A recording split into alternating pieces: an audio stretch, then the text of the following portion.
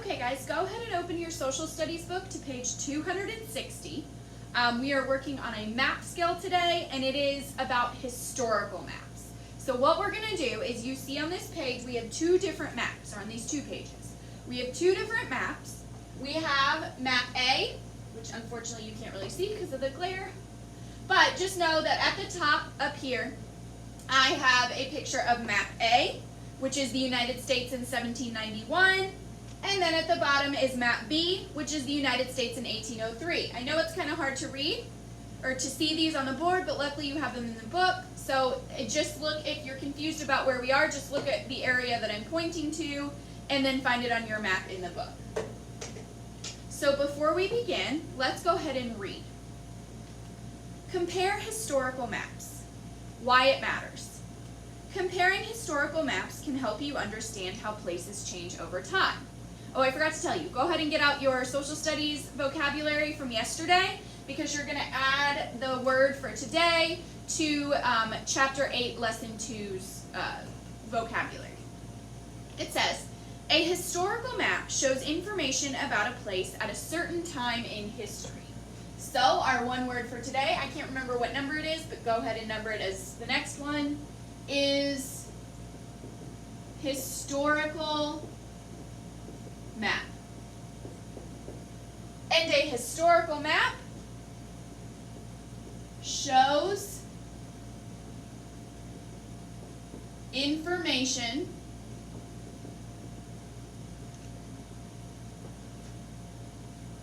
about a place at a certain time. So a historical map does not show what a place looks like right now. It shows what a place looks like at a certain time. Follow these steps to compare the historical maps on page 260 and 261. Step 1. Read the title of each map. The title tells the place and time the map shows. So you can see the titles at the top of each of those maps. I had to cut it off because I couldn't get them on the same one, but I put the titles to the side. But the title of the map on page 260 is United States 1791. So we know that this map A shows what the United States looked like in the year 1791. The title of map B is United States 1803. So the second map on page 261 shows exactly what the United States looked like in 1803. Now we know the United States looks nothing like either of these today, but these are historical maps, not current maps. Now step 2, study the map key for each map. The colors show which areas were states, territories, or disputed. So let's look at the key for map A. We have the green, which shows the states. So in 1791, the states were Maine, which was actually a part of Massachusetts, so it wasn't its own state, but it was considered part of Massachusetts. New Hampshire, Vermont, New York, the rest of Massachusetts, Rhode Island, Connecticut, Pennsylvania, Virginia, which was huge. We can see that Virginia actually included West Virginia and Kentucky back in 1791. North Carolina, South Carolina, and Georgia. Those were the only officially recognized United States states in 1791. We know we have many more than that today, and 2 of those states don't actually look like that anymore, because Maine is now its own state. It's not a part of Massachusetts. And Virginia has been broken up into 3 states, West Virginia and Kentucky. Then we also see the yellow shows territories. So remember, territories are places that are not official states, but they are owned and governed by a certain country. So the territories that were owned and governed by the United States was the Northwest Territory, which we learned about yesterday. That included Ohio, Indiana, Illinois, Michigan, and Wisconsin, and probably a little bit of Minnesota as well. And then we also have territory south of the Ohio River. which included Tennessee, where we live today, Mississippi, and Alabama. So those were places, they were not official states yet, which we know, but they were owned and governed by the United States. And then we have disputed territory, this purple color.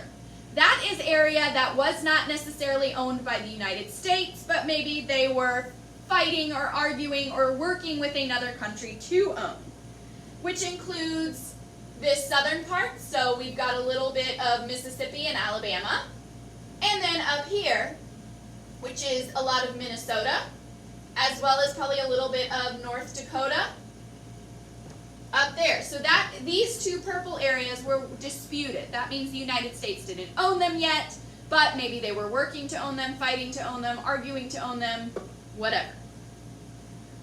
Now let's look at the map from 1803. We've seen that it changed quite a bit. We've added quite a bit of land to the United States.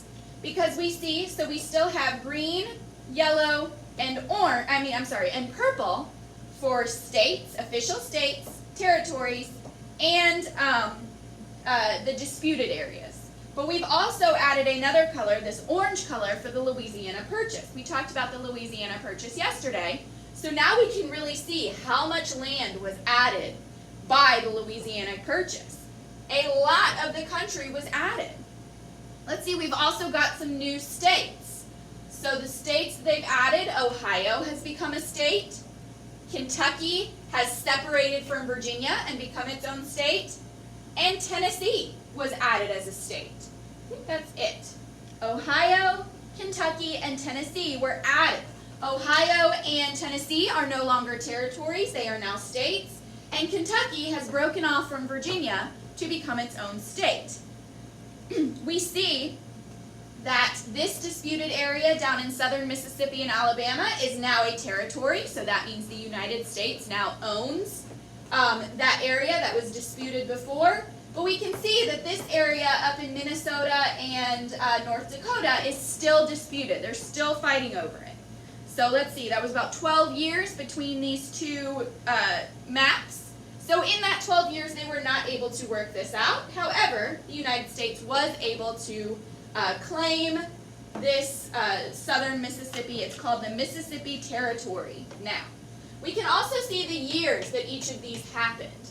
So in 1798, 7 years after this map was created, the Mississippi Territory, the United States won or got this disputed land, and it is now the Mississippi Territory.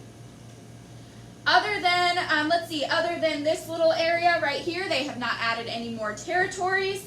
However, the Louisiana Purchase, which we can see happened in 1803, added a whole lot of land to the United States. So this had happened right before this map was created, and this area was probably still largely unexplored by the Europeans. So they were moving in to start exploring that, and then we see that we've added a whole bunch of disputed area, Oregon country. Now, let's see, that does include part of the United States. It also includes part of Canada. So we can see after time, well, we eventually got this part, but up here became a part of Canada. Now, step 4. Compare the two maps to see how the borders of the United States changed from 1790, whoops, we forgot step 3. Sorry. Step 3, look at the labels on each map. The labels tell you when each state or territory was formed. So those are those years. So we know Georgia became a state in 88. And then we see that Tennessee changed from the territory south of the Ohio River to a state in 1798. So those years tell you when each of these things happened. Now, step 4, which we've already kind of been doing, compare the two maps to see how the borders of the United States changed from 1791 to 1803. Well, we can see in 1791, the United States wasn't very large. There was all this unexplored or not too much explored area that was going on so far. Then, in 1803, they added all of this area, and then at some point between 1791 and 1803, they started disputing this land right here. So we can see that in the 12 years between 1791 and 1803, the United States got much, much larger. Okay, so now let's look at the practice. We're going to use maps A and B to answer these questions. So what I want you to do is I will ask the question, you will pause the video, write the answer in your notebook underneath your word historical maps, and then you'll play the video to check. Number 1. What formed the borders of the United States in 1791? So that means we're looking at this map right here. And you are answering what formed the border. So look for landforms or bodies of water, anything like that, to see what formed the borders of the United States in 1791. Remember, none of this is the United States. So you cannot say the Pacific Ocean. Because, look, this was owned by Spain. This was owned by France still. We learned that yesterday. So you do not tell me the Pacific Ocean or the Gulf of Mexico. Because if you look, this was also not a part of the United States yet. So, in your notebook, pause this video and answer what formed the borders of the United States in 1791. Okay, so the borders of the United States are the Atlantic Ocean, the state of Georgia, this disputed area right here, the Mississippi River, and then Canada to the north. So the border to the north was Canada, the border to the west was the Mississippi River, the border to the south was this disputed territory and the state of Georgia, and the border to the east was the Atlantic Ocean. Make sure you correct the answer if you need to. Number 2, how did the Louisiana Purchase change the borders of the United States? So you're answering in a complete sentence, how did this Louisiana Purchase change the borders of the United States? Okay, well, what it did is it moved the border of the United States very far to the west, almost halfway across what was left. So the border used to be right along here. Now it's moved very far to the west, so it's much bigger now. Number 3, I already actually answered this question, so if you were paying attention, you'll know exactly what to put down. What new states formed between 1791 and 1803? So for that first part, you're looking to see, okay, which states were not states in 1791, but are in this map in 1803. So what new green areas have been added or changed in 1803? Then the second part, which of those states were in the Midwest? Okay, so go ahead and answer that question. Okay, so the new states that were formed. We see Kentucky broke off from Virginia. Tennessee used to be part of the territory south of the Ohio River, but now it's its own state. And then Ohio, which used to be part of the Northwest Territory, is now a state. And for the second part of that question, which of these states are in the Midwest? Ohio is the only one of those 3 that is in the Midwest. Okay, so what you're going to do now is you're going to get out your packet for today, Monday, May 4th, and then in the very back, you have an independent practice assignment. So what you have is on the front, you have a map of the United States in 1803, and then you will answer these questions, number 1 through 3, about this map. Hold on, I have a low battery, so let me make sure. Yes, it's still filming. Sorry. So numbers 1 through 3 will be answered about this map of the United States in 1803. Then if you turn to the back, you have the United States in 1860, so about 57 years later. And numbers 4 through 6 will be answered about 1860 and 1803. So you're going to look at the map on 1803 and compare it to the map in 1860. So make sure that you're paying attention to that key. Make sure you're really looking and finding things that are different. Use those steps that are in the book. You know, step 1, look for the title. Step 2, study the map key. Step 3, look at the labels and the years on each map. And then step 4, you're going to compare the 2 maps. How are they the same? How are they different? So you will use those two maps to answer all 6 questions. Make sure that you fully answer the questions. There are some that are asking for multiple states. Make sure that you list them all. You do not have to write incomplete sentences. Just make sure you're paying close attention and you answer exactly the question that's being asked.